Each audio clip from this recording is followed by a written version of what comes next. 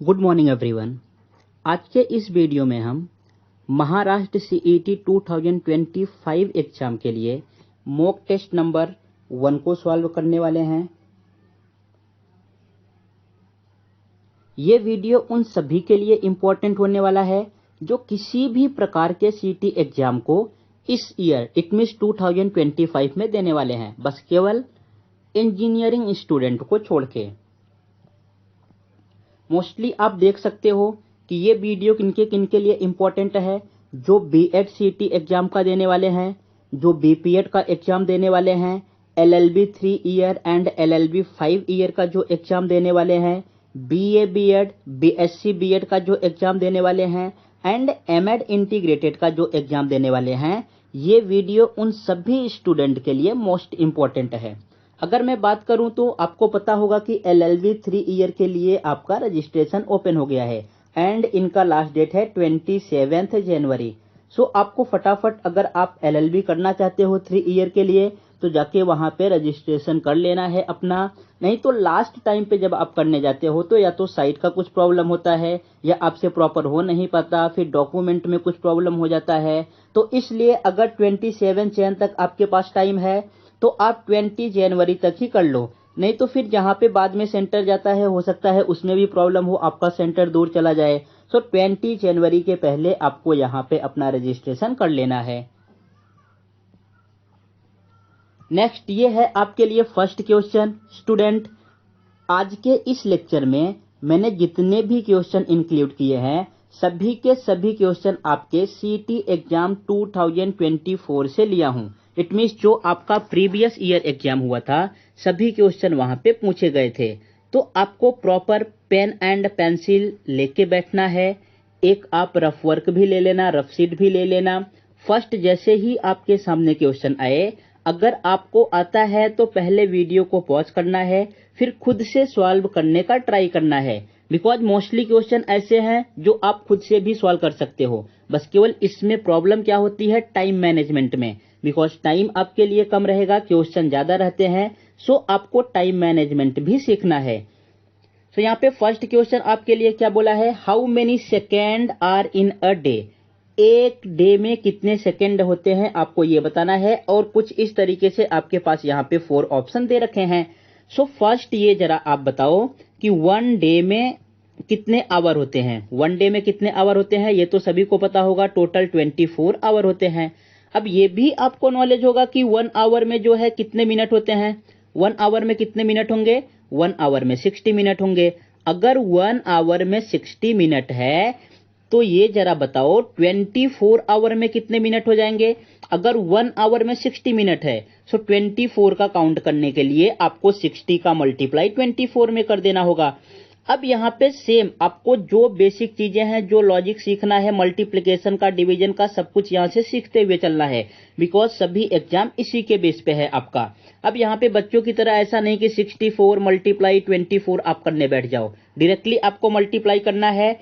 पहले आप 6 का मल्टीप्लाई 4 में करो, 6 4 जा 24, यहाँ से 2 रिमेनिंग है। 6 का मल्टीप्लाई 2 में, 6 2 जा 12, 12 में 2 ऐड करोगे आपके पास आएगा 14। और यहाँ पे ये जो जीरो था आप यहाँ पे 0 ऐड कर दो। सो टोटल अगर आप काउंट करोगे 24 आवर में कितने मिनट होते हैं तो 24 आवर में आपके पास आ गए 1440 मिनट। What it. अब हमें फाइंड क्या करना है, ये भी आपका क्वेश्चन हो सकता था, बट क्वेश्चन यहां से एक स्टेप और आगे इंक्रीज किया। क्या किया है कि पूछा है कि कितने सेकंड होते हैं। अब ये चीजें आपने लिख दी। अब यहां पे जरा बताओ 1 मिनट में कितने सेकंड होते हैं। 1 मिनट में सभी को आइडिया है टोटल 60 सेकंड होते हैं। सो हमें फाइंड किस में करना है, फाइंड करना है 1440 मिनट में कितने सेकंड होंगे। तो इसमें भी 60 का मल्टीप्लाई कर दो। अब यहां से आपको ऑप्शन एलिमिनेट करने आना चाहिए। पूरा आप कंप्लीट मत लिखो, देखो यहां पे भी 0 है, यहां पे भी 0 है। सो लास्ट में 2 0 आएगा, कंपलसरी है। सो सभी के लास्ट में यहां पे भी देखो 2 0 है, इसमें भी है, इसमें 3 0 है। तो ये ऑप्शन एलिमिनेट हो गया, यहां पे जो है 2 0 है। सो इन तीनों में से कोई करेक्ट ऑप्शन हो सकता है। अब अगर आप 6 का मल्टीप्लाई 4 में करोगे तो 6 4 जा कितना हो जाएगा 24। इट मीन्स जो आपका थर्ड डिजिट आना चाहिए, क्या आना चाहिए, 4 आना चाहिए। सो यहाँ पे आप देखोगे डी वाले ऑप्शन में तो थर्ड डिजिट क्या दे रखा है आपके पास, दे रखा है 5। यहाँ पे देखो 5 लिखा है। सो 2 ऑप्शन आपके एलिमिनेट हो गए। अब option number A and B में से आपको चेक करना है कौन सा राइट होगा। सो आप मल्टीप्लाई कर लो, 6 4 जा 24, 2 रिमेनिंग, फिर अगेन 6 4 जा 24, 24 में 2 ऐड करोगे 26। देखो ये वाला भी ऑप्शन एलिमिनेट हो गया, बिकॉज 4 के बाद क्या आना चाहिए, 6 आना चाहिए, इसी वाले ऑप्शन में है, इसमें तो 8 दे रखा था। तो यहाँ पे आपके पास करेक्ट आंसर आ गया option number A.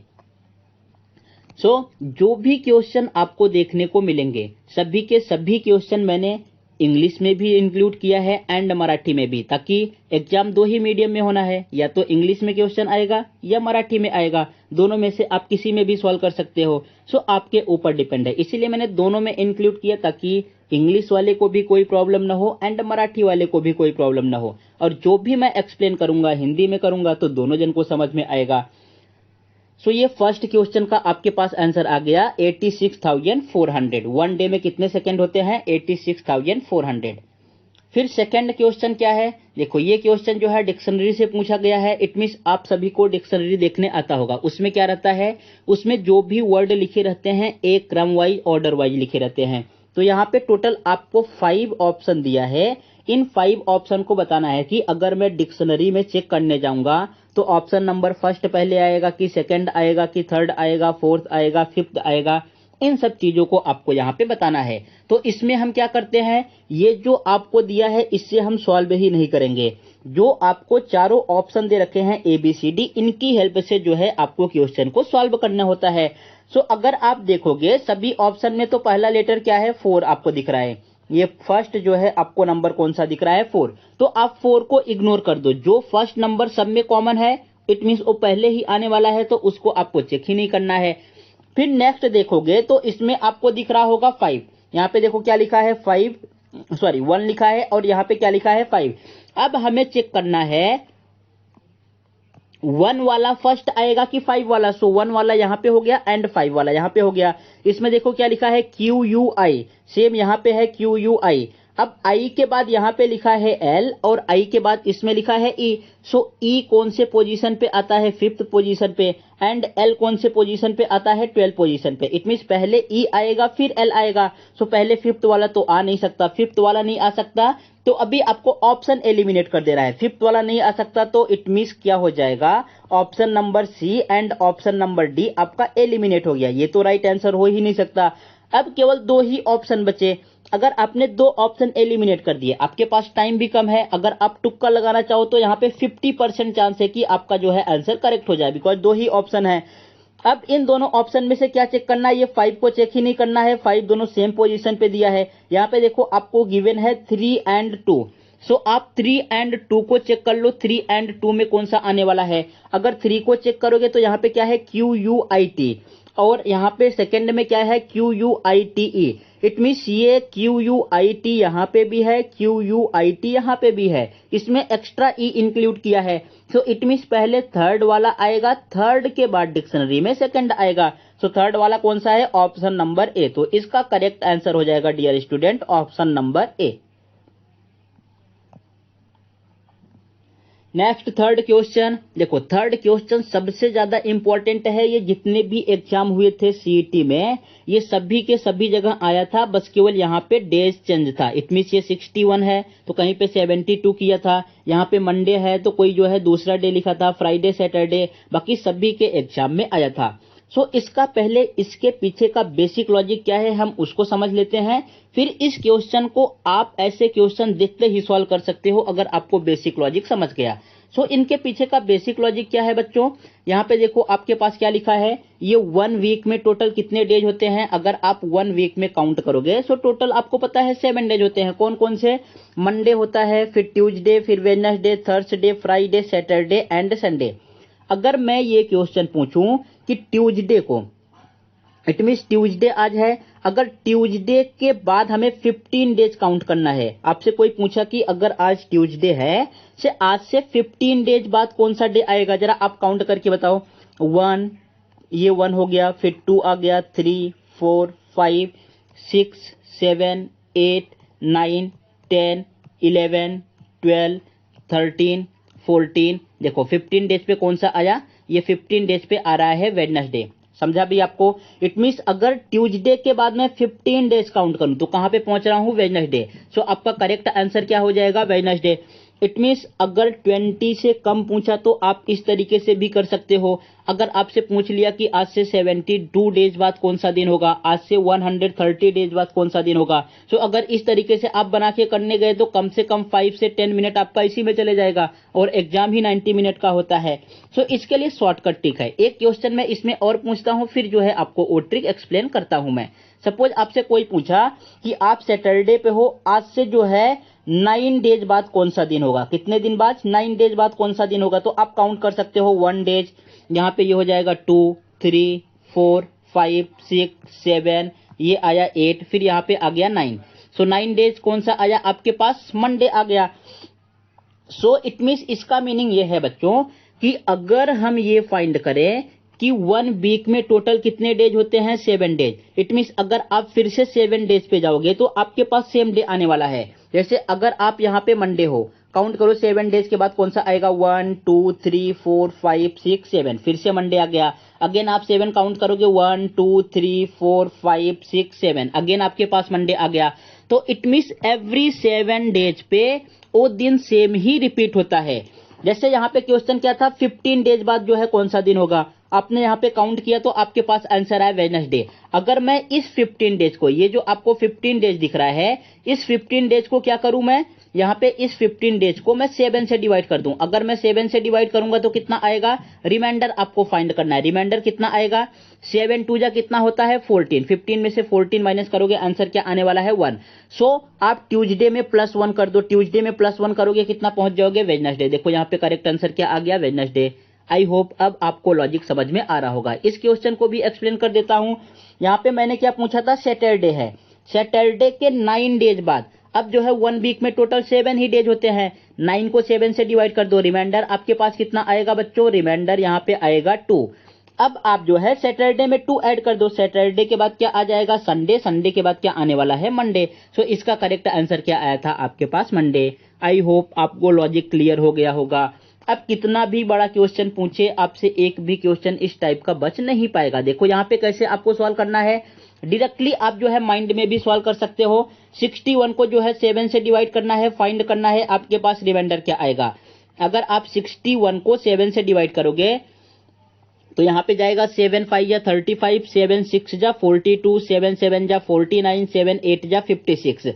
It means 8 time आप ले रहे हो तो 7 8 जा कितना आ रहा है 56। हमें पहुंचना किस पे है, 61 पे। तो आप 56 में कौन सा नंबर ऐड करोगे कि 61 आ जाएगा, 57 58 59 60 61, क्या ऐड करोगे आप, +5 ऐड करोगे। अब यहाँ पे जरा देखो डेट कौन सा दिया है, डे कौन सा दिया है, मंडे दिया है।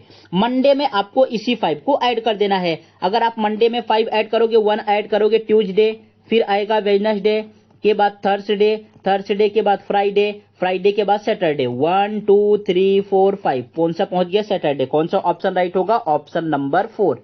Got it. सो इस क्वेश्चन को इस तरीके से सॉल्व करते हैं, इनके पीछे का ये लॉजिक होता है। ये क्वेश्चन कैलेंडर से पूछा गया था। ऐसे 2 से 3 क्वेश्चन और पूछे गए हैं। जब नेक्स्ट मॉक टेस्ट में सॉल्व करूंगा तो उसमें उस क्वेश्चन को भी इंक्लूड कर दूंगा, ताकि आप चीजें प्रॉपर तरीके से समझ पाओ। नेक्स्ट क्वेश्चन क्या है, यहाँ पे देखो। अब ये जो क्वेश्चन है, ये क्वेश्चन जो है आपके अलग अलग एग्जाम में, इट मींस जीके जीएस में भी पूछा जा सकता है। ये क्वेश्चन कभी कभी करंट अफेयर में भी, अभी जैसे आपको पता है महाराष्ट्र में जो है इलेक्शन हुए, सो करंट अफेयर में भी आ सकता है, एंड अदर तरीके से भी जो है ये क्वेश्चन पूछा जा सकता है। सो यहाँ पे इस क्वेश्चन को इन्होंने पूछा है रीजनिंग में, तो हम इसको रीजनिंग के अकॉर्डिंग सॉल्व करेंगे। यहाँ पे बोला है कि जैसे कंट्री से कौन रिलेटेड है, प्रेसिडेंट। कंट्री से कौन रिलेटेड है, यहाँ पे आपको दिखाया गया है प्रेसिडेंट। सो ऐसे स्टेट से कौन रिलेटेड होगा, आप सभी को पता है कंट्री को चलाने के लिए सबसे फर्स्ट आती है प्रेसिडेंट, प्रेसिडेंट के नीचे आते हैं पीएम, प्राइम मिनिस्टर, लेकिन सब कुछ हेड पावर जो है किसके पास होता है, प्राइम मिनिस्टर के पास। सो ऐसे स्टेट में आपको पता है सीएम होते हैं, बट जैसे यहाँ पे प्रेसिडेंट होते हैं, ये जिनको बोलते हैं मुख्यमंत्री, सीएम को, इनके ऊपर भी एक होते हैं जिनको हम बोलते हैं गवर्नर। गवर्नर जो है इन्हीं प्रेसिडेंट के द्वारा इलेक्ट करके उस स्टेट में भेजा जाता है। सो कौन सा ऑप्शन करेक्ट हो जाएगा, ऑप्शन नंबर 4 गवर्नर, जिसको हम बोलते हैं राज्यपाल। अब यहाँ पे बहुत सारी चीजें लिखी हैं। अगर ये क्वेश्चन जो है जीके जीएस में आया होता तो हम बहुत सारी चीजें डिटेल में समझते हैं कि जो है प्रेसिडेंट के क्या होते हैं, प्राइम मिनिस्टर का क्या होगा, चीफ मिनिस्टर का क्या होगा, स्पीकर का क्या होगा। लेकिन ये क्वेश्चन पूछा गया है रीजनिंग में, तो फिर भी हम थोड़ी बेसिक चीजें जो है समझ लेते हैं। तो इसका आंसर आपको क्लियर हो गया। स्टेट का क्या आ गया, गवर्नर। स्टेट में कौन होते हैं, गवर्नर। गवर्नर के बाद सीएम, फिर सीएम के बाद जो है वाइस सीएम, इट मीन्स उप मुख्यमंत्री। अगर मैं यहाँ पे इन सब चीजों की बात करूं, सो अभी महाराष्ट्र में इलेक्शन हुए, सो ये क्वेश्चन आपके लिए मोस्ट इंपॉर्टेंट है। ये करंट अफेयर में भी आ सकता है एंड जीके जीएस में भी आ सकता है एंड रीजनिंग में भी आ सकता है। तो सीएम कौन इलेक्ट हुए यहाँ से, चीफ मिनिस्टर, मुख्यमंत्री कौन बने, मुख्यमंत्री बने श्री देवेंद्र फडणवीस। कौन बने, देवेंद्र फडणवीस। फिर वाइस सीएम कौन बने, इट मीन्स उप मुख्यमंत्री कौन बने, दो जन बने। फर्स्ट तो एकनाथ शिंदे, दूसरा अजीत पवार। एकनाथ शिंदे, देवेंद्र फडणवीस किस पार्टी से हैं, बीजेपी पार्टी से बिलोंग करते हैं। एकनाथ शिंदे किस पार्टी से हैं, शिवसेना पार्टी से हैं, अलग पार्टी बनाई। जो पहले पार्टी थी उसको ही तोड़ के जो है इन्होंने अलग किया अपना। फिर ये कौन से पार्टी से हैं, अजीत पवार, ये हैं एनसीपी से। शरद पवार के भतीजे अजीत पवार एनसीपी पार्टी से हैं। इनकी भी पार्टी पहले एक में कंबाइन थी, तो इनको तोड़ के इन्होंने अलग बनाया। तो यहाँ पे अजीत पवार को वाइस सीएम दिया गया है। एकनाथ शिंदे एंड अजीत पवार, ये दो जन। एंड सीएम कौन है, देवेंद्र फडणवीस। नेक्स्ट अगर मैं गवर्नर की बात करूं, गवर्नर मीन्स क्या होता है कि अगर सपोज स्टेट में कोई बिल पास करना है तो सीएम ने उस बिल को जो है पास कर दिया, लेकिन वो बिल तब तक पास नहीं होता जब तक उस पे गवर्नर के साइन ना हो। सो गवर्नर इस वक्त महाराष्ट्र में कौन है, जो 2024 में इलेक्ट हुए हैं, सीपी राधाकृष्णन। कौन है, सीपी राधाकृष्णन, ये आपको याद रखना है। नेक्स्ट अगर मैं प्रेसिडेंट की बात करूं तो सबसे इंपॉर्टेंट प्रेसिडेंट का है, इनसे बहुत ज्यादा क्वेश्चन पूछे जाते हैं। प्रेसिडेंट, राष्ट्रपति जो है अभी कौन है, श्रीमती द्रौपदी मुर्मू जी हैं। इनसे ये भी क्वेश्चन पूछा जाता है कि ये कहां से हैं, तो ये ओडिशा से हैं। कौन से जनजाति से बिलोंग करती हैं, इट मीन्स ये पहली आदिवासी महिला राष्ट्रपति हैं अपने इंडिया में। सो ये ओडिशा में एक जनजाति है जिसको हम बोलते हैं संथाल, तो ये संथाल से बिलोंग करती हैं। इसके पहले द्रौपदी मुर्मू जी राष्ट्रपति बनने से पहले ये झारखंड की गवर्नर थी। जैसे अभी जो है महाराष्ट्र के गवर्नर कौन है, सीपी राधाकृष्णन, तो ऐसे ही द्रौपदी मुर्मू जी उस टाइम पे झारखंड की गवर्नर थी। उसके बाद जाके आके ये राष्ट्रपति बनी। अगर मैं पीएम की बात करूं तो पीएम सभी को पता होगा, श्री नरेंद्र दामोदर दास मोदी जी हैं। ये थर्ड टाइम, इंडिया में पहली बार ऐसा हुआ कि कंटिन्यूअस तीसरी बार ये प्रधानमंत्री बने और अपना पूरा टर्म कंप्लीट भी करेंगे।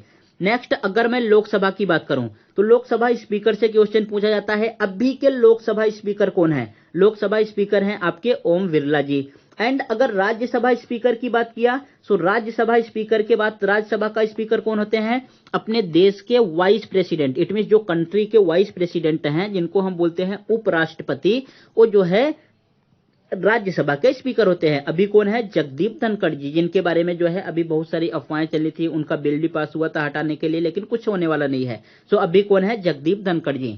सो इतना आपको यहाँ पे चीजें देखते चलना है। जो चीजें मैं आपको एक्सप्लेन कर रहा हूँ ये क्वेश्चन से कुछ नहीं होने वाला है बच्चों। ये क्वेश्चन जो है बहुत छोटा क्वेश्चन है। यहाँ पे ये एग्जाम कौन कंडक्ट करा रहा है, स्टेट गवर्नमेंट कंडक्ट करा रही है, इट मीन्स गवर्नमेंट कंडक्ट करा रहा है। ऐसा नहीं कि सबसे यही फिर से क्वेश्चन पूछ ले। अब इस क्वेश्चन से रिलेटेड क्वेश्चन जो है आ सकते हैं। जैसे यहाँ पे कंट्री से पूछा प्रेसिडेंट, स्टेट से पूछा गवर्नर आ गया, अब गवर्नर के बारे में पूछ लिया, प्रेसिडेंट के बारे में पूछ लिया, इन सब चीजों के बारे में पूछता है। सो आपको फोकस ऑप्शन पे भी करना है, जो ऑप्शन है उनके बारे में भी आपको नॉलेज होना चाहिए। तो अगर आपको नहीं आता तो आप ऑप्शन एलिमिनेट करके आंसर को ला सकते हो, बिकॉज 4 ऑप्शन है, एक ही राइट होगा। या तो आपके माइंड में बहुत सारी चीजें चलती रहेंगी अगर आपको ऑप्शन से खेलने आता है तो। नेक्स्ट क्या है, देखो नेक्स्ट आपके पास क्वेश्चन आया बच्चों। यहां पे आपको लिखा है एक वर्ड है मंकी, मंकी को कोड किया गया है इससे। सो हमें फाइंड करना है टाइगर को हम किससे कोड कर पाएंगे। ये आपके पास 4 ऑप्शन है। सो इस क्वेश्चन को समझने से पहले आपको alphabet, it means A to Z जो है उनके लेटर भी याद होने चाहिए। लेटर मीन्स कि वो कौन से पोजीशन पे आते हैं और उनका अपोजिट लेटर याद होना चाहिए। सो मैं आपको एक बार इन सब चीजों को प्रॉपर तरीके से रिवाइज करा देता हूं, फिर ऐसे जितने भी क्वेश्चन आएंगे आप फटाफट क्वेश्चन को सॉल्व कर लोगे। अगर मैं बात करूं ए का, तो ए जो है फर्स्ट पोजीशन पे आता है 1 नंबर, बी सेकंड पे आएगा, 3 थर्ड पे आएगा। इस तरीके से आप यहाँ पे देख सकते हो। एम जो है 14 पे आता है। टोटल 26 जो है अल्फाबेट होते हैं। 26 को 2 से डिवाइड करोगे तो आपके पास कितना आएगा 13। सो यहाँ पे देखो 1 से लेके 13 तक लिखा है, 13 किस पे आ जाता है m पे, फिर 13 के बाद 14 से लेकर इस तरीके से आपके पास लिखा है 26 तक। सो इसका मीनिंग ये हुआ कि n 14 पे आएगा, o 15 पे आएगा, p 16 पे आएगा, इस तरीके से z 26 पे आता है। सो यहाँ पे इस तरीके से क्यों लिखा गया, a के बाद z फिर b के बाद y, इसको हम बोलते हैं अपोजिट लेटर। क्या बोलेंगे, अपोजिट अल्फाबेट या अपोजिट लेटर। a के अपोजिट कौन आता है z, b के अपोजिट कौन आएगा y, c के अपोजिट कौन आएगा x, d के अपोजिट आएगा w, e के अपोजिट आएगा v, F के अपोजिट U आने वाला है, G के अपोजिट T होता है, H के अपोजिट S होता है, I के अपोजिट R होता है, J के अपोजिट Q होगा, K के अपोजिट P होगा, L के अपोजिट O होता है एंड M के अपोजिट N होगा। सो अब इसको याद किस तरीके से करना है, आपको ये तो याद होना ही चाहिए। अगर नहीं आता तो कोई भी एक करंट अफेयर का टॉपिक उठाओ या कोई भी एक आर्टिकल लो, उसमें जितने भी इंग्लिश में जो है सेंटेंस लिखे होते हैं, जो भी सेंटेंस में जहां जहां जो वर्ड अल्फाबेट यूज हुआ हो उनके आप नेमिंग लिखना स्टार्ट कर दो कि ये कौन से पोजीशन पे आएगा। तो इस तरीके से आपको प्रॉपर लर्न हो जाएगा। या तो इसी का स्क्रीनशॉट लेके आप प्रिंट आउट निकाल सकते हो, जहां पे रहते हो एक चार्ट में लगा देना, बिकॉज इससे जो है 4 से 5 क्वेश्चन, टोटल 40 क्वेश्चन आता है मेंटल एबिलिटी से, और 4 to 5 क्वेश्चन इससे ही पूछे जाने हैं। सो ये बहुत ही इंपॉर्टेंट टॉपिक है, आपको ये आना ही चाहिए।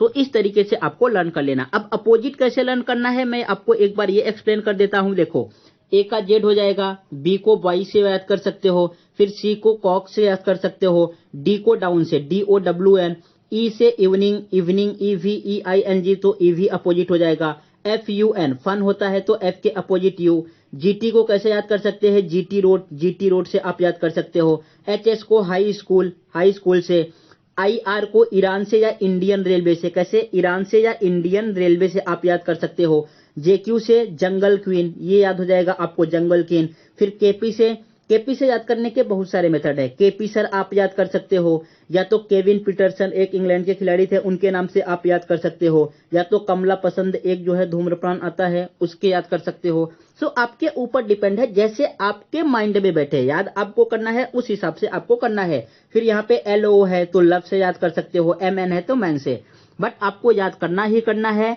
अगर इस तरीके से नहीं समझ रहे तो आप अपने किसी फ्रेंड का नेम जो है इन सब चीजों में एडजस्ट करके याद कर सकते हो। सो ये दो चीजें अगर आपको आ जाएंगी तो बहुत इजीली तरीके से आप क्वेश्चन को सॉल्व कर लोगे। एक बार फिर से आप इन सब चीजों को देख लो, फिर हम चलते हैं क्वेश्चन पे।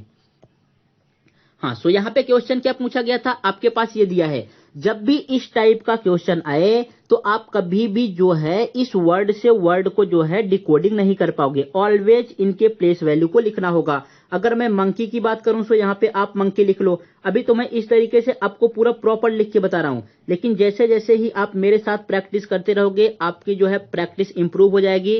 फिर मैं इस तरीके से नहीं लिखूंगा डायरेक्टली, ये जो मंकी लिखा है इसका लेटर नंबर ही लिखने वाला हूं। M किस पे आता है 13 पे, 13 पे, O किस पे आएगा 15 पे, N किस पे आएगा 14 पे, K किस पे आता है 11 पे, E आएगा 5 पे एंड Y आएगा 25 पे। इस तरीके से जैसे मुझे लर्न है वैसे आपको भी लर्न होना चाहिए, तो आप फटाफट सॉल्व कर लोगे। एंड इसका कोडिंग क्या किया है बच्चों, यहाँ पे कोडिंग किया है आपके पास X, फिर ये है D के बाद फिर है J के बाद है M के बाद है N के बाद है L। अब आप जरा इनका भी नंबरिंग कर लो। X किस पे आएगा, XYZ, X आता है 24 पे, D आ जाएगा 4 पे, J आ जाएगा 10 पे, M आता है 13 पे, यहाँ पे N है, N आपके पास आ जाएगा 14 पे, L आ जाता है 12 पे। अब यहाँ पे आपको माइंड यूज करना है अपना और बताना है कि किसके अपोजिट क्या आने वाला है। जरा माइंड यूज करो। यहाँ पे देखो ये 25 है, सो यहाँ पे आपको 24 दिख रहा है ना, यहाँ पे 25 है तो 24 दिख रहा है, ये 5 है तो यहाँ पे आपको 4 दिख रहा है, ये देखो 10 है तो यहाँ पे जो है 11 10 से दिख रहा है, ये 14 है तो कैसा दिख रहा है 13, यहाँ पे 15 है तो 14 दिख रहा है एंड 13 है तो आपके पास 12 दिख रहा है। इट मींस आपने डिकोडिंग कर लिया। क्या किया है, क्रॉस में -1 किया है। क्या किया है, क्रॉस में क्या किया है, यहाँ पे -1। देखो यहाँ से उल्टा से क्रॉस लगाते गया और -1 करते गया। अब जो आपसे पूछा है उसमें आपको ज्यादा माइंड लगाने की जरूरत नहीं है। जैसे यहाँ पे आप देख रहे हो R कौन से पोजीशन पे आएगा जरा मुझे बताओ।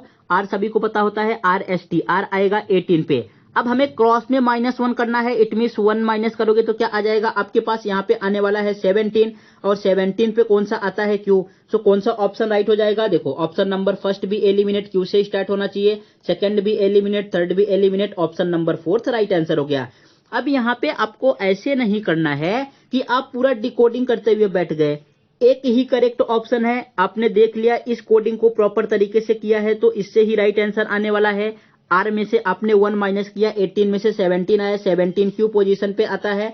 सो ऑप्शन नंबर डी आपका राइट हो गया। अब पूरा आपको लिखने की जरूरत नहीं है, इसी से आप समझ गए तो ऑप्शन नंबर डी आपका राइट आंसर आ गया।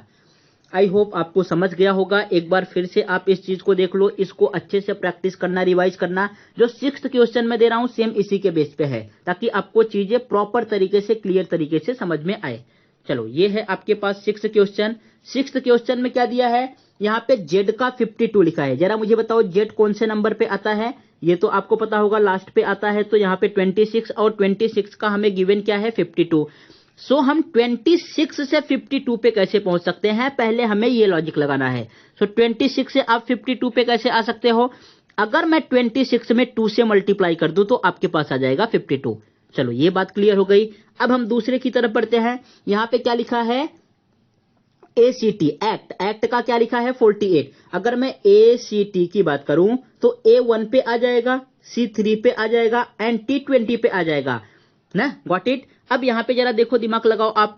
अगर मैंने यहां पे इस तरीके से लिख दिया, अब आपने किससे मल्टीप्लाई किया था 2 से, इन सभी में 2 से मल्टीप्लाई करके देखो। यहां पे आप 2 से मल्टीप्लाई करोगे 2 1 जा 2, 3 में 2 से मल्टीप्लाई करोगे 3 2 जा 6, 20 में 2 से मल्टीप्लाई करोगे 40 आएगा। सबको ऐड करो, देखो क्या आ रहा है 46 48। यहां पे आपके पास 48 आ गया और यहां पे भी देखो 48 दिया है। इट मींस जो आपने लॉजिक लगाया था ये लॉजिक करेक्ट है, इसमें भी फॉलो कर रहा है, इसमें भी फॉलो कर रहा है।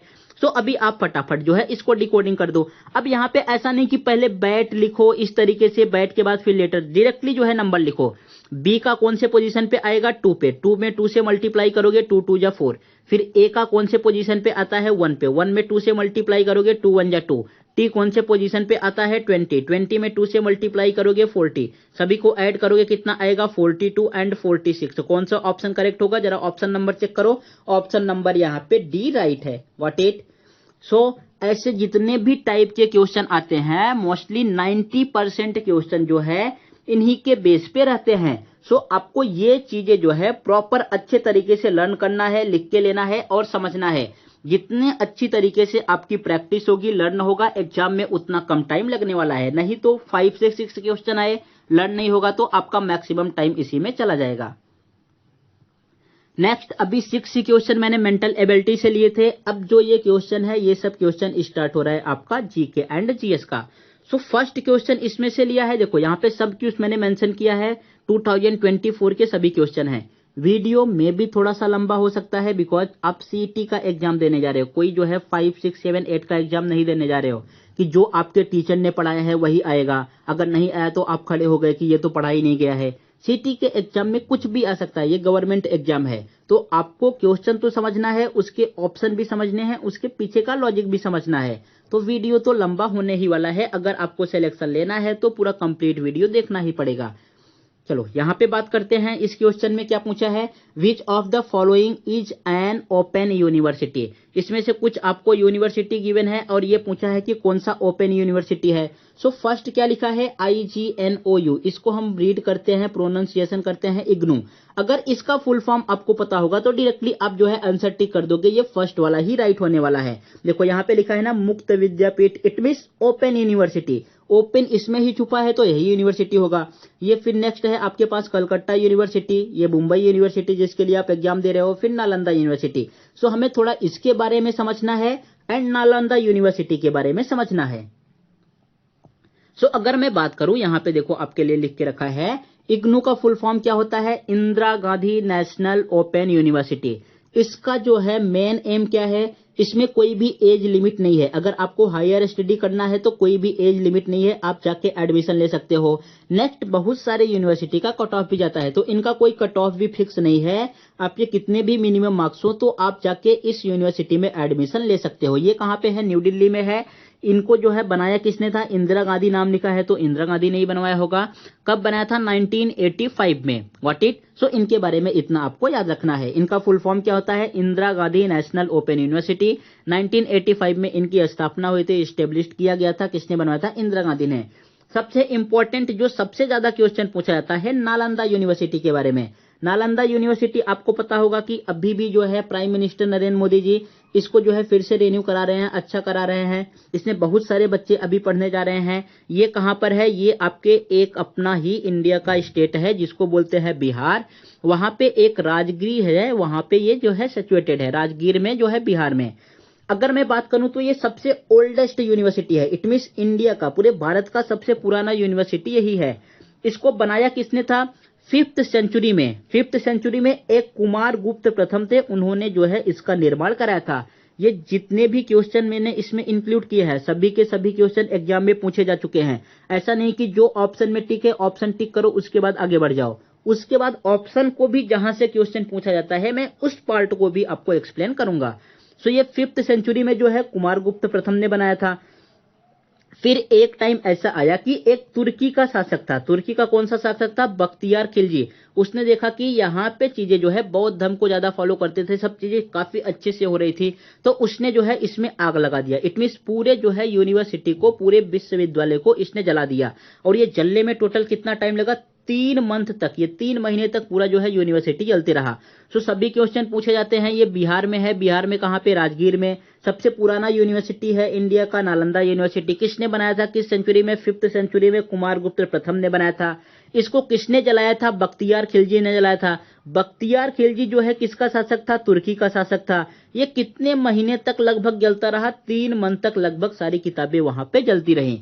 ये सभी के सभी क्वेश्चन आपके लिए इंपॉर्टेंट है, आपको टिक मार्क करके या लिख के रखना है और रिवाइज करते रहना है। तो इसका करेक्ट आंसर क्या आएगा, इसका करेक्ट आंसर आ गया आपके पास इंदिरा गांधी राष्ट्रीय मुक्त विद्यापीठ, जिसको हम इग्नू बोलते हैं। नेक्स्ट क्वेश्चन क्या है, देखो इस बार के एग्जाम में कुछ क्वेश्चन ऐसे पूछे गए थे जिनके पीछे का लॉजिक ही नहीं समझ में आया। इट मींस उनके आंसर, ये ऐसा नहीं कि ये क्वेश्चन जो है महाराष्ट्र सीटी में पूछा गया, ये स्टाफ सिलेक्शन कमीशन एसएससी का एग्जाम होता है वहां पे पूछा गया था। रेलवे का इसके पहले एग्जाम हुआ एनटीपीसी का, वहां पे पूछा गया था। और ये तो स्टेट पीसीएस के एग्जाम में भी पूछा जाने वाला क्वेश्चन है। सो इसमें जो है प्रॉब्लम क्या था, अगर मैं यहाँ पे बताऊं आपको, सो यहाँ पे ये क्वेश्चन क्या है, the top coal producer state in India. India में जितने भी स्टेट हैं सबसे ज्यादा कोल प्रोड्यूसर कहां पे होता है, तो इसका करेक्ट आंसर आता है झारखंड में। कहां पे होता है, झारखंड में। रेलवे वाले ने भी यही आंसर बोला था, झारखंड। एसएससी का भी आंसर आया था झारखंड। लेकिन इस बार जो सीटी का एग्जाम हुआ उन्होंने यहाँ पे आंसर चेंज करके दूसरा दिया। देखो यहाँ पे मैंने सब कुछ सभी पॉइंट आपके लिए एक्सप्लेन किया हूं। ये इस तरीके से जनरल नॉलेज का 8th वाला क्वेश्चन था। यहाँ पे ये क्वेश्चन है आपके पास 4 ऑप्शन गिवन है, Odisha, Jharkhand, Chhattisgarh and Telangana. Correct option इन्होंने क्या बताया है, छत्तीसगढ़। इट मींस 3rd वाले को बताया है। और कैंडिडेट ने रिस्पॉन्स क्या किया था, जो एग्जाम दे रहा था, झारखंड। सो आंसर तो क्या होना चाहिए, झारखंड, लेकिन इन्होंने रिस्पॉन्स क्या किया, क्या बताया कि छत्तीसगढ़। अब अगर आप यहाँ पे गूगल पे जाके या कहीं भी साइट पे जाके चेक करोगे जो और जो है एग्जाम होता है, तो आंसर क्या आ रहा है, देखो यहाँ पे क्या लिखा है, in India Jharkhand is the largest coal producing state. Jharkhand में सबसे ज्यादा जो है कोल प्रोड्यूसिंग होता है।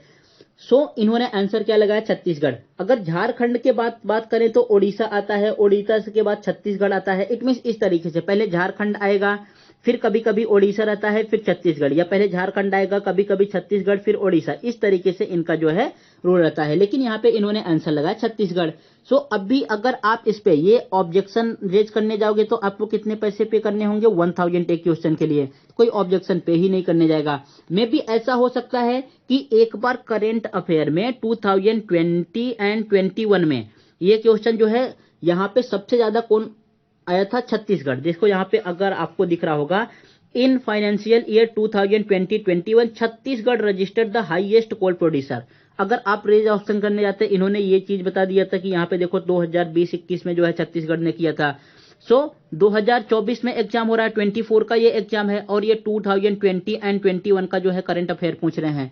सो इसलिए कभी भी ऐसे क्वेश्चन को या तो टिक करके आगे बढ़ जाओ या छोड़ दो, कोई ऑप्शन नहीं है यहाँ पे। करेक्ट आंसर अगर अब की बार आएगा तो आपको झारखंड ही टिक करना है, छत्तीसगढ़ नहीं है। सभी जगह आप देख लो, अगर वर्ल्ड वाइड पूछा जाए तो सबसे ज्यादा जो है कौन प्रोड्यूसिंग करता है, चाइना करता है। लेकिन सबसे ज्यादा है किसके पास, United State of America. It means America के पास सबसे ज्यादा कोल रिजर्व ऑपरेशन है, लेकिन सबसे ज्यादा करता कौन है, चाइना करता है। तो ये भी आप देख सकते हो।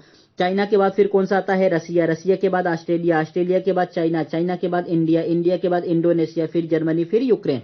इस तरीके से कोल इनके पास है। अगर इंडिया में स्टेट की बात करें तो झारखंड, झारखंड के बाद फिर ओडिशा, ओडिशा के बाद छत्तीसगढ़। ये आपको चीजें जो है प्रॉपर तरीके से अच्छे से करके चलना है।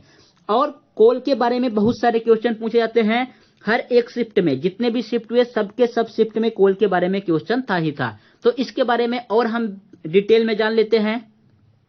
अगर मैं बात करूं तो कोल जो है 4 टाइप का होता है, एंथ्रेसाइट, बिटुमिनस, लिग्नाइट एंड पिट। ये 4 टाइप का कोल होता है, जिसको हम याद करते हैं ABLP से। क्या, ABLP, anthracite, bituminous, lignite and peat. आपको प्रॉपर, जैसे आप क्लास 7, 8, 9, 10 में रट्टा मार के जाते हो एग्जाम में लिख लेना, उस तरीके से रट्टा नहीं मारना है। चीजें बस केवल आपके माइंड में होनी चाहिए। बिकॉज MCQ टाइप का क्वेश्चन है, आपको 4 ऑप्शन गिवन रहेंगे। अगर आपने पढ़ा है, ऑप्शन को देख रहे हो, तो आपके माइंड में क्लिक हो जाएगा कि हाँ ये ऑप्शन राइट है, ये ऑप्शन रॉन्ग है। इस तरीके से होता है। ऐसा नहीं कि अभी आप जो है इन 4 टाइप को एकदम प्रॉपर तरीके से रट्टा मारने बैठ गए, इसको ही रटते रह गए। बस केवल आप डेली मेरे साथ प्रैक्टिस करो, मैं इतना परफेक्ट बना दूंगा कि आपको चीजें अपने आप जो है लर्न हो जाएंगी। 4 टाइप के होते हैं, ABLP, anthracite, bituminous, lignite and peat. इनके बारे में क्या पूछा जाता है, जो ये एंथ्रेसाइड होता है ये A ग्रेड का कोल है। ये सबसे ज्यादा चाइना में पाया जाता है। इंडिया की बात करूं तो इंडिया में जम्मू एंड कश्मीर में पाया जाता है। ये जो है कार्बन इसमें बहुत कम, इट मीन्स धुआं बहुत कम छोड़ता है। ये बेस्ट क्वालिटी का होता है।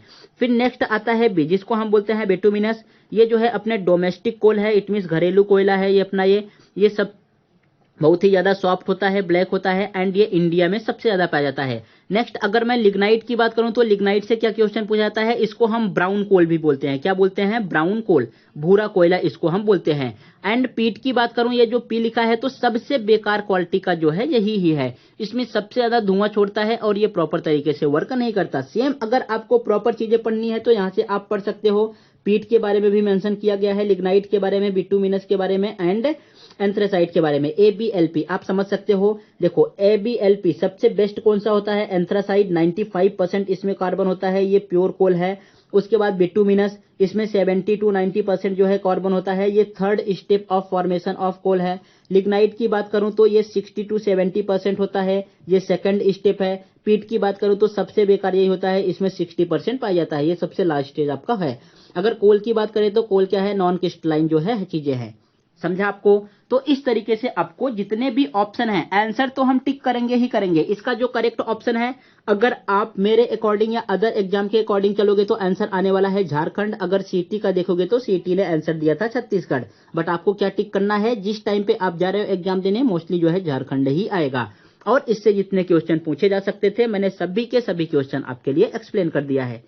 नेक्स्ट क्वेश्चन की बात करते हैं। नेक्स्ट क्वेश्चन में क्या है, यहां पे आपके पास लिखा है wild life crime control bureau. It means wild life crime control bureau means क्या होता है, जो जंगलों में क्राइम होता है उनको कंट्रोल करने के लिए कौन सी बॉडी बनाई गई है।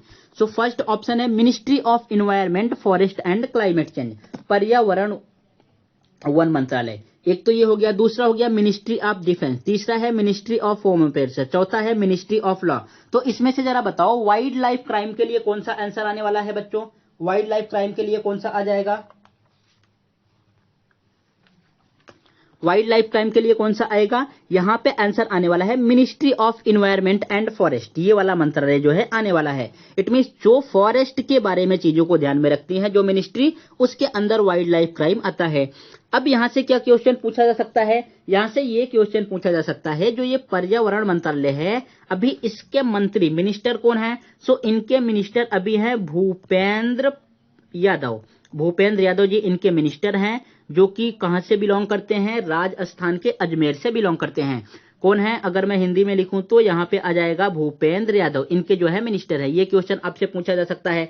इसको स्टेब्लिश्ड कब किया गया था, इट मींस इसकी स्थापना कब की गई थी, इसकी स्थापना 1985 में की गई थी, ये पर्यावरण मंत्रालय की। नेक्स्ट है आपके पास ministry of defence. Ministry of defence के अभी मिनिस्टर कौन है, ये तो सबको पता होगा, राजनाथ सिंह जी हैं। कौन है, राजनाथ सिंह। ये कहां से हैं, उत्तर प्रदेश के लखनऊ से बिलोंग करते हैं। नेक्स्ट है ministry of home affairs. Home affairs अभी किसके पास है, ये सबको पता है, अमित शाह, जिसको हम बोलते हैं चाणक्य ऑफ बीजेपी, जो बीजेपी के चाणक्य हैं। सो होम अफेयर का जो है मिनिस्ट्री इनके पास है, अमित शाह के पास। फिर लास्ट में आता है ministry of law, it means कायदा मंत्रालय। इसके पहले जो थे वो थे किरण रिजिजू, लेकिन किरण रिजिजू को जो है हटा के अभी यहाँ पे न्यू अपॉइंट किया गया है अर्जुन राम मेघवाल को। नाम क्या है उनका, आप लिख लो, ये भी पूछा जा सकता है, अर्जुन राम मेघवाल को। इनको कब अपॉइंट किया गया, इनको अपॉइंट किया गया है 2023 में। 2023 के पहले किरण रिजिजू थे, उनको हटा के पद से अर्जुन राम मेघवाल को जो है यहाँ पे कायदा मंत्रालय, it means ministry of law को दिया गया है। मिनिस्ट्री ऑफ होम अफेयर की बात करें तो ये तो सबको पता ही होना चाहिए, 100% पता ही होना चाहिए। इससे जो है सबसे ज्यादा क्वेश्चन पूछा जाता है, मिनिस्ट्री किसके पास है, लॉ की, होम मिनिस्ट्री। सो ये आपके पास आता है किनके पास, अमित शाह के पास। Ministry of defence Rajnath Singh and ministry of environment forest and climate change, जो आपके क्वेश्चन का आंसर था, ये किनके पास है, भूपेंद्र यादव के पास। Got it. और ये स्टेब्लिश कब किया गया था, 1985 में। नेक्स्ट क्वेश्चन की तरफ पढ़ें। तो ये सबसे इजी क्वेश्चन, ऐसा नहीं कि सभी क्वेश्चन बहुत हार्ड पूछे जाते हैं, कुछ इजी क्वेश्चन भी पूछे जाते हैं। Education is the link between primary education and college education. It means primary education and college education के बीच में कौन सा लिंक है। प्राइमरी एजुकेशन क्या होता है, 1 से लेके 10 तक। अगर मैं 1 से 10 की बात करूं तो ये आता है primary education. And college education की बात करूं तो इट मीन्स ये ग्रेजुएशन, जैसे आप 12th पास हो जाते हो तो वहां से स्टार्ट होता है कॉलेज। सो 10th के बाद डायरेक्टली ग्रेजुएशन, इट मीन्स 13। उनके बीच में कौन सा बचा, 11 एंड 12। सो 11 एंड 12 को हम क्या बोलते हैं, सेकेंडरी एजुकेशन। इसको हम क्या बोलते हैं, सेकेंडरी एजुकेशन। सो माध्यमिक जो है यहाँ पे करेक्ट आंसर आ जाएगा। नेक्स्ट क्या है, यहां पे लिखा है आपके पास, student learn best by. Student किसी भी चीज को कैसे परफेक्ट तरीके से सीख सकता है। सपोज मैं आपको एक बेसिक एग्जांपल देता हूं। बेसिक एग्जांपल क्या है, बेसिक एग्जांपल है आपको क्रिकेट खेलने सीखना है कि किस तरीके से बैटिंग करते हैं, किस तरीके से शॉट लगाते हैं, ये सब चीजें आपको सीखना है। तो पहला है लिसनिंग, आप रेडियो ले लो, मैच आ रहा है जो है चुपचाप बैठ के जो है उसको सुनो, या इस तरीके से आप सीख सकते हो। दूसरा है रीडिंग, किसी भी जो है क्रिकेटर का बुक है, किसी ने कुछ भी अपने बुक में लिखा है तो उसको लेके जो है आप रीड करो, तो आप जो है क्रिकेट में शॉट लगाना, क्रिकेट खेलना सीख सकते हो। या सीइंग, क्रिकेट पे जो है कोई भी टीवी पे मैच आ रहा है, आप उसको जो है देख रहे हो तब आप सीख सकते हो। एंड फर्स्ट ऑप्शन है डूइंग, या तो आप बैट लेके खुद जो है मैदान में, ग्राउंड में आ जाओ, खेलने का प्रैक्टिस करो, तब आप सीख सकते हो। अब आपको आंसर समझ में आ गया हो गया। स्टूडेंट भी कैसे प्रॉपर तरीके से सीख सकते हैं, डूइंग से, कोई भी चीज करने से ही उनको प्रॉपर वो आ सकता है। सुनने से कुछ नहीं आता, रीडिंग करने से भी रीडिंग की हैबिट बढ़ती है लेकिन नहीं आता, सीइंग देखने से भी नहीं आता। जब तक आप खुद से प्रैक्टिस नहीं करोगे तब तक आपको प्रॉपर तरीके से नहीं आएगा। तो इसका फर्स्ट ऑप्शन जो है राइट आंसर होगा। नेक्स्ट आपके पास यहाँ पे क्वेश्चन है, the attitude of the teacher toward weak student of the class should be. It means अगर सपोज आप टीचर बन गए, आपके जो है क्लास में कोई वीक स्टूडेंट है, तो आपका एटीट्यूड उस स्टूडेंट की तरफ कैसा होना चाहिए, हार्श होना चाहिए, इट मीन्स बहुत कठोर। दूसरा लिबरल होना चाहिए, बहुत उदार नम्र भाव से देखना चाहिए। Full of ignorance, it means हमेशा उसको इग्नोर करके चलना है, उसके ऊपर ध्यान ही देना है। फिर लास्ट में है सिंपैथेटिक एंड फ्रेंडली, उसके साथ बहुत प्यार के तरीके से फ्रेंड आना है, मतलब पेश आना है, और फ्रेंडली तरीके से उसको चीजों को एक्सप्लेन करना है। तो कैसा होना चाहिए, ऑप्शन नंबर डी। ये है जो है आपके पास टीचिंग एप्टीट्यूड का क्वेश्चन। इस तरीके से क्वेश्चन मोस्टली नॉर्मली ही क्वेश्चन पूछे जाते हैं, जो आप बेसिक लाइफ में अपने यूज करते हो, उसको आप अपने अकॉर्डिंग भी समझ के आंसर टिक कर सकते हो। बहुत ज्यादा हार्ड क्वेश्चन नहीं आता। सो यहाँ पे क्या आ जाएगा, सिंपैथेटिक एंड फ्रेंडली, सहानुभूतिपूर्ण। नेक्स्ट क्वेश्चन है, देखो अभी ये इंग्लिश का क्वेश्चन स्टार्ट हुआ। इंग्लिश के भी 3 क्वेश्चन जो है मैंने ऐड किए हैं जो ELCT को चूज करेंगे। यहाँ पे क्या लिखा है, the interview for that new job was, they asked me really easy question. वो मुझसे कैसे क्वेश्चन पूछे, really easy question, it means बहुत ही इजी क्वेश्चन पूछ रहे हैं। अब इनके प्लेस पे आपको 4 इडियम एंड फ्रेजेस दिए गए हैं। इन ईडियम एंड फ्रेजेस में से बताना है कौन सा ऑप्शन करेक्ट होगा। A small nut, a small nut means क्या होता है बच्चों, स्मॉल नट मीन्स होता है, नट कैसा होता है, आपने नट देखा है ना, जो किसी भी चीजों में लगता है, ऐसा छोटा सा सर्कल जैसा होता है। इट मीन्स ऐसी छोटी चीज जो देखने में तो छोटी लगे लेकिन बहुत ही हार्ड हो, उसको करने में बहुत ही ज्यादा डिफिकल्ट हो, सो उसको हम बोलते हैं स्मार्ट नट, अ स्मार्ट नट। जैसे सचिन तेंदुलकर की बात करूं, हाइट में बहुत छोटे थे, लेकिन जब वो खेलने उतर जाते थे तो सबकी हालत जो है खराब हो जाती थी बॉलिंग कर करके, तो उसको वहां पे हम अप्लाई कर सकते हैं स्मॉल नट, जो देखने में छोटा लगता है लेकिन बहुत ही हार्ड और बहुत ही कठोर होता है। यहाँ पे क्या है, a seal in a bowl, it means एक इस तरीके से आपके पास बाउल कोई है, अब इस बाउल में जो है आप इसका सील ढूंढने बैठे हो। सील मीन्स कि ये स्टार्ट कहां से हुआ है, बनना कहां से स्टार्ट हुआ है। इट मीन्स आप ऐसी चीजें कर रहे हो जिससे केवल आपका टाइम वेस्ट हो रहा है, कुछ भी मिलने वाला नहीं है, इम्पॉसिबल चीजें। सो स्मॉल नट का मीनिंग समझा, इसका meaning a piece of a cake, it means एक केक का पीस जो बहुत ही इजी काम हो, जिसको हर कोई कर लेता हो। A fruit in a basket, fruit in a basket means suppose ये आपके पास बास्केट है, इसमें इस तरीके से कुछ फ्रूट लगा है, इट मीन्स चीजों को एक अच्छे तरीके से रिप्रेजेंट करना, अच्छे तरीके से सजा के देना। सो इसका करेक्ट आंसर क्या आएगा, interview for that new job was they asked me really easy question, वो मुझसे क्या पूछे, बहुत ही इजी क्वेश्चन पूछे। तो करेक्ट आंसर आने वाला है a piece of cake. A piece of cake means होता है कि बहुत इजी, जिसको हर एक कोई भी कर ले। सो यहाँ पे आंसर आ जाएगा ऑप्शन नंबर सी। सो इतने जितने भी टाइप के ईडियम एंड फ्रेजेस आएंगे, मैं आपको एक लिस्ट प्रोवाइड करूंगा, मिनिमम उसमें 50 जो है ईडियम एंड फ्रेजेस होंगे। उसी क्वेश्चन में से आपसे एक या दो क्वेश्चन पूछा जा सकता है।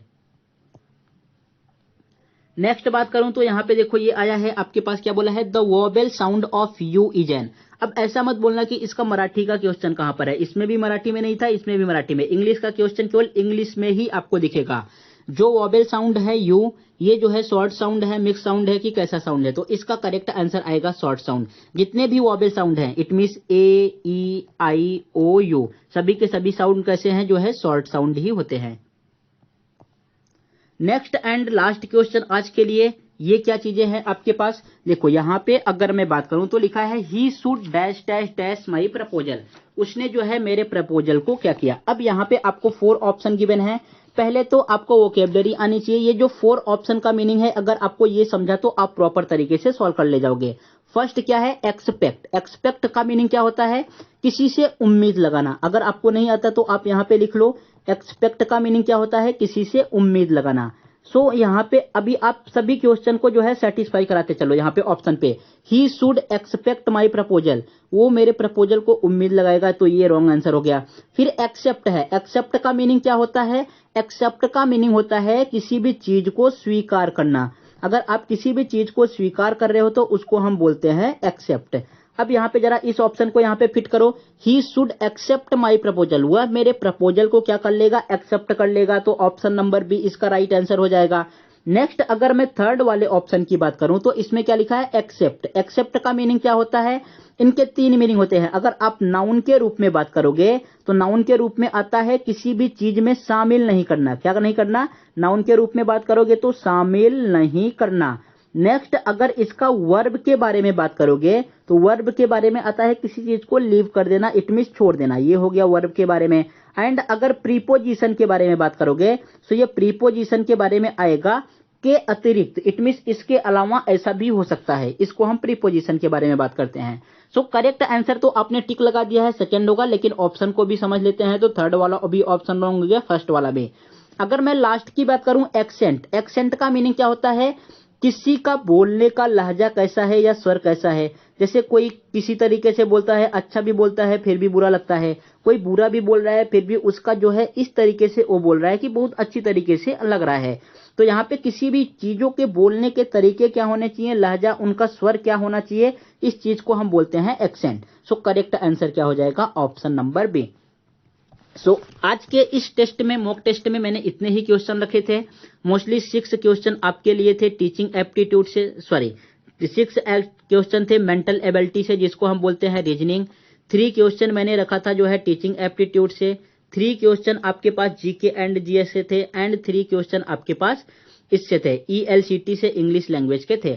सो आई होप आपको क्वेश्चन प्रॉपर तरीके से समझ में आया होगा। ये सभी के सभी क्वेश्चन देखो सब जगह मैंने मेंशन करके रखा है, सभी के सभी क्वेश्चन 2024 के एग्जाम में पूछे गए थे। अगर आपको प्रॉपर तरीके से पढ़ना है, प्रॉपर तरीके से, इट मीन्स आपका एग्जाम जो है मोस्टली 3 ही मंथ बाकी हैं, जैन फेब मार्च में ही होने वाला है। तो 3 मंथ में आप कोई भी पेड कोर्स से पूरी तरीके से पढ़ नहीं सकते। आप पैसा पे कर दोगे लेकिन इतना पढ़ोगे कि टाइम जो है वेस्ट हो जाएगा। सबसे बेस्ट ऑप्शन है आप अपने लिए कोई एक बुक ले लो रेफरेंस के लिए, या तो यूट्यूब पे बहुत सारे जो है इस तरीके से फ्री में पढ़ाने वाले टीचर हैं, एक उसमें से मैं भी हूं, पढ़ा रहा हूं। तो आपको प्रॉपर एक ही टीचर को पकड़ो, ऐसा नहीं कि बार बार चेंज करते रहना है, उससे आपका लिंक टूट जाएगा। हर एक टीचर का पढ़ाने का मेथड अलग होता है। सो मैं किस तरीके से पढ़ाता हूं, मैं पूरा आपको बेसिक से एक्सप्लेन करूंगा, उसके पीछे का लॉजिक क्या है ये भी आपको बताने वाला हूं, एंड जो ऑप्शन है, ऑप्शन जो है क्या चीजें हैं उसको भी एक्सप्लेन करने वाला हूं। सो आपको क्या करना है, फर्स्ट अगर वीडियो देख रहे तो पूरा कंप्लीट वीडियो देखो, इसको आपको लॉजिक समझेगा कि किस तरीके से क्या चीजें होती है। सेकेंड चीज जो है, आपको फर्स्ट अगर आता है, आपने प्रैक्टिस किया है, तो पहले वीडियो को पॉज करना है, खुद से सॉल्व करने का कोशिश करना है। अगर नहीं सॉल्व होता तो आप जो है वीडियो को ओपन करो, फिर से स्टार्ट करो देखना।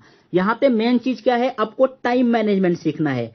टाइम मैनेजमेंट अगर आप सीख गए तो आप जो है एग्जाम में प्रॉपर टाइम के साथ कर सकते हो। मैं एक रियल मॉक टेस्ट भी कराऊंगा कि किस तरीके से एग्जाम में आएगा और आपको कैसे टिक करना होगा, सेव एंड नेक्स्ट पे, ड्राफ्ट पे, क्या क्या चीजें हैं वो भी प्रोवाइड कराने वाला हूं। बट उसमें थोड़ा टाइम है, वो फेब में स्टार्ट करेंगे, मार्च में एग्जाम है। तो फिर अगर आपको किसी भी प्रकार का कोई भी डाउट है या आप किस तरीके का वीडियो चाहते हो तो आप हमें कमेंट बॉक्स के जरिए बता सकते हो। जैसा भी आपको वीडियो चाहिए या कुछ और रिक्वायरमेंट हो या मुझे कुछ अपडेट करना हो तो आप इन सब चीजों को बता सकते हो। आपको चैनल को सब्सक्राइब कर लेना है, वीडियोस को अगर देख रहे हो तो लाइक कर देना है, एक प्यारा सा कमेंट कर देना है, एंड जो आपके फ्रेंड हैं किसी भी एग्जाम की, सीटी एग्जाम की तैयारी कर रहे हैं, उनके साथ शेयर कर देना है। सो जल्द ही मिलते हैं नेक्स्ट वीडियो में, तब तक आप इन सब वीडियो को रिवाइज कीजिए।